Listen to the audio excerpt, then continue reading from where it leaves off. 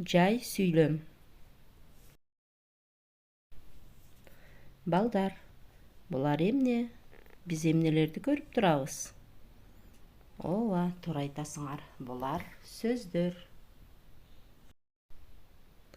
Балдар, кана ушул сөздөрдөн сүйлөмдөрдү түзүп көрөлү. Балдар мектепте китеп окуйт. Асан досу менен паркта ойнойт. Сүйлөмдөр канча сөздөн түзүлдү? Ооба. Биринчи сүйлөм 4 сөздөн, экинчи сүйлөм 5 сөздөн түзүлдү. Балдар, сөз деген эмне? Сүйлөм деген эмне? Кана эске салып коелу. Ооба, сөз жеке маанини билдирет.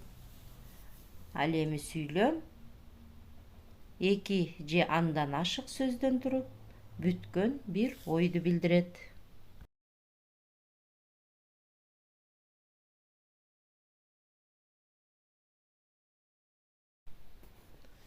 Бакыт деген бала токойго барды.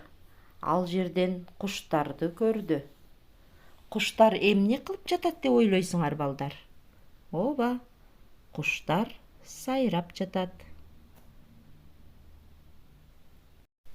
Куштар сайрап жатат деген бул сүйлөм 3 сөздөн түзүлдү.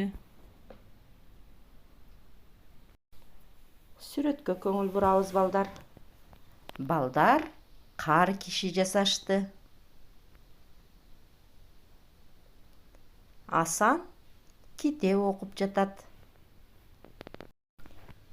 Бул сүйлөмдөрдө окуяны жайынча баяндап жатат. Окуяны, кубулушту жайынча баяндаган сүйлөм жай сүйлөм болот. Жай сүйлөмдүн аягына чекит белгиси коюлат. Кана балдар, сүрөткө карап текст түзүп көрөлү. Жаз келди. Жаз келди. Күн жылый баштады. Кар эрип, жер жашылданды. Дарыянын суусу ташып агып жатат. Бул текстеги сүйлөмдөр окуяны жайынча баяндап жатат. Демек, булар жай сүйлөм.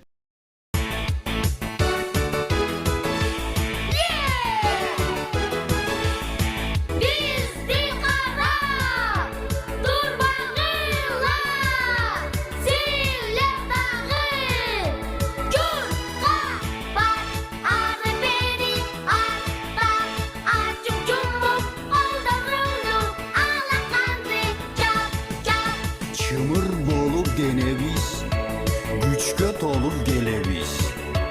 Koldu alga sunalı, gölde çabak uralı.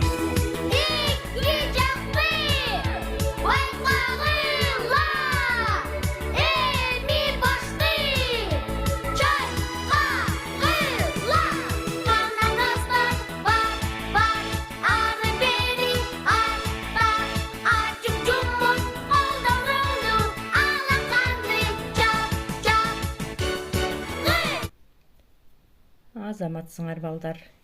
Эми китептеги көнүгүүлөрдү иштейбиз.